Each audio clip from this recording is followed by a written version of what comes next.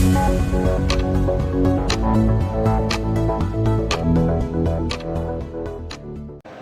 के आधार पर सरकार का विरोध करना विपक्ष का दायित्व, लेकिन पिछले 9 वर्षों से देखा जा रहा है कि विपक्ष का जो दायित्व है वो मुद्दों पे आधारित अक्सर नहीं होता है, वो अच्छे कामों में भी बाधा उत्पन्न करने तक सीमित रहे। और अनेक अवसरों पे ये दिखाई दिया है, चाहे अनुच्छेद 370 की समाप्त का विषय हो, उसमें भी विपक्ष बाधक बन के आ गया, जबकि वो अस्थायी अनुच्छेद था संविधान का। फिर आगे बढ़ते हैं तो 3 तलाक से मुस्लिम महिलाओं को मुक्ति दिलाने को जो काम था, उसमें भी विपक्ष बाधक बन के आ गया। नागरिकता देने का कानून बनाया गया, जिसमें पाकिस्तान, बांग्लादेश, अफगानिस्तान से जो पीड़ित भारतीय थे उनको नागरिकता देने की बात थी, उस पर भी विपक्ष बाधक बन गया। और झूठ इतना बोला गया, जो कानून नागरिकता देने वाला था, जिसमें नागरिकता छीनने का कोई शब्द ही नहीं था, विपक्ष ने बाधा उत्पन्न ऐसी की और ये प्रचारित किया कि नागरिकता छीन ली जाएगी एक वर्ग विशेष की, और उस पर भी बाधा पैदा करने का काम किया। श्री राम जन्मभूमि पर मंदिर निर्माण में अंतिम समय तक बाधा उत्पन्न करने का काम किया गया, और ये लगातार हम लोग देख रहे हैं। अब नई संसद का निर्माण, इस पे भी आप देखें तो विपक्ष इसमें भी बाधक बन के आ गया है, और केवल एक बार नहीं है, ये तीसरा मौका है जब केवल संसद के निर्माण पे बाधा उत्पन्न करने का काम विपक्ष ने किया है। प्रश्न ये है कि क्या विपक्ष को उद्घाटन के बारे में सलाह देने का नैतिक अधिकार है क्या? क्योंकि ये वही विपक्ष है जिसने इसके नए संसद भवन के शिलान्यास का भी विरोध किया था। वो कह रहे थे कि इसका निर्माण नहीं होना चाहिए, लेकिन जब जब विपक्ष ने बाधा उत्पन्न की है तब तब उनको मुंह की खानी पड़ी है, लेकिन उससे वो सबक लेने को तैयार नहीं है। तो विपक्ष ने कहा कि नहीं होना चाहिए निर्माण, सरकार ने अपना पक्ष रखा और ये बताया कि जो संसद का नया भवन बनेगा उससे करोड़ों रुपए का जो प्रतिमाह किराया जा रहा है कार्यालयों के लिए, वो बंद होगा। वो कार्यालय नए संसद भवन में शिफ्ट हो जाएंगे।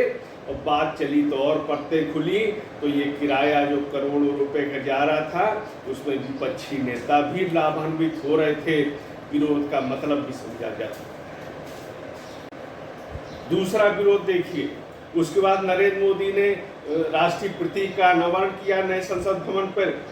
विपक्ष ने उस पर भी हंगामा कर दिया, कहा कि सरकार ने जो राष्ट्रीय प्रतीक है उस पे उसका आकृति बदल दी है, वो शेर वैसा नहीं है जैसा दिखना चाहिए जैसा हमारा राष्ट्रीय प्रतीक है। दूसरी बात आज विरोध नहीं था, सरकार ने जब अपना पक्ष रखा तो फिर विपक्ष को शर्मिंदगी उठानी पड़ी। सरकार ने कहा कि ये पूरी तरह जो सारनाथ में राष्ट्रीय प्रतीक है उसकी ही प्रतिलिपि है, केवल अंतर ये हुआ कि वहाँ 1 मीटर से कुछ अधिक का है सारनाथ में राष्ट्रीय प्रतीक, तो इसको 3 मीटर से कुछ अधिक किया गया। एक बदलाव ये हुआ, और दूसरा बदलाव हुआ कि जमीन से 33 मीटर ऊंचाई पे ये प्रतीक चिन्ह है, तो केवल देखने में फर्क लग रहा है, ये प्रतिलिपि वही है जो सारनाथ में। फिर उनको शर्मिंदगी उठाई। अब देखिए, ये शिलान्यास हो गया, अनावरण हो गया राष्ट्रीय प्रतीक का, उसके बाद आया उद्घाटन का अवसर। तय हो गया कि नरेंद्र मोदी करेंगे। फिर राष्ट्रपति के लिए इतना सम्मान जागृत हो गया विपक्ष का। जो विपक्ष इसका निर्माण ही विरोध नहीं चाहता था, वो अब सलाह देने लगा कि राष्ट्रपति शिलान्यास करें। ये जो विषय ठंडे बस्ते में चले गए थे, जिन पे चर्चा नहीं हो रही थी, विपक्ष ने उन पे चर्चा का अवसर दिया, और लोगों को याद आ गया कि इन्होंने द्रौपदी मुर्मू के विषय में किस प्रकार की अमर्यादित टिप्पणी की थी। और केवल चुनाव में नहीं, यानी राष्ट्रपति बनने के बाद भी जो लोकसभा में कांग्रेस के नेता हैं, उन्होंने सार्वजनिक रूप से अमर्यादित टिप्पणी की थी। आज राष्ट्रपति के लिए सम्मान होगा, कौन विश्वास करेगा? इन्होंने खुद अपनी शर्मिंदगी को आमंत्रित किया है, और पिछली बातें जो भूल रहे थे उनको भी फिर चर्चा में ला दिया है। एक विचार करिए, क्या विपक्ष को ये नैतिक अधिकार है कि वो कहे राष्ट्रपति जी ही उद्घाटन करेंगे? किसी को इसमें जो विषय है, इसमें संविधान की जो मर्यादा है, वो भारत में संसदीय शासन व्यवस्था है और प्रधानमंत्री को संसदीय व्यवस्था का वास्तविक प्रधान माना जाता है। वो संसद के प्रति उत्तरदायित्व है, लोकसभा के प्रति उत्तरदायी होता है, वो उसका मंत्रिमंडल। प्रधानमंत्री नरेंद्र मोदी है, कोई भी हो, तो ये एक विषय जो है निश्चित रूप से नरेंद्र मोदी ही इस उद्घाटन के वास्तविक हकदार है।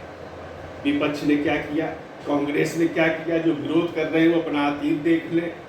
छत्तीसगढ़ और मणिपुर की नई विधानसभा का उद्घाटन किसने किया? जो आज मांग की जा रही है राष्ट्रपति से उद्घाटन कराने की, वही स्थिति प्रदेशों में राज्यपाल की होती है, लेकिन इन प्रदेशों में उद्घाटन करते हैं नए संसद भवन का श्रीमती सोनिया गांधी।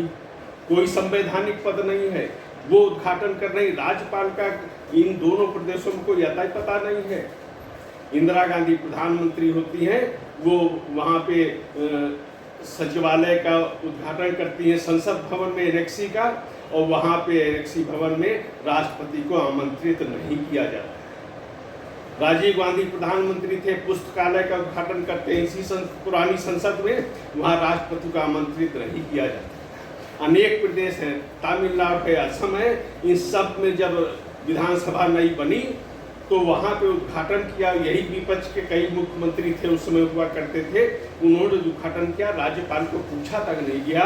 तो मैं समझता हूँ कि नैतिक रूप से भी, संवैधानिक रूप से भी इस प्रकार की मांग करने का अधिकार कांग्रेस को नहीं है, उसके समर्थक जो जितने दल हैं उनको नहीं है। वास्तविक अगर हकदार कोई है तो राष्ट्रीय स्वाभिमान का विषय है नया संसद भवन, राष्ट्रीय गौरव का प्रतीक है नया संसद का भवन, और ये नरेंद्र मोदी की संकल्पना थी, वो साकार हो रही है। मैं ये भी मानता हूँ कि अगर इनकी जगह शिलान्यास कोई करे, सरकार में निरंतरता होती है, अगर कोई और प्रधानमंत्री होता तो वो उसको उद्घाटन करना चाहिए। लेकिन नरेंद्र मोदी ने संकल्प से सिद्धि की जो यात्रा है, उसमें विपक्षी की बाधाओं को पार किया है, वो निरंतर आगे बढ़ रहा है।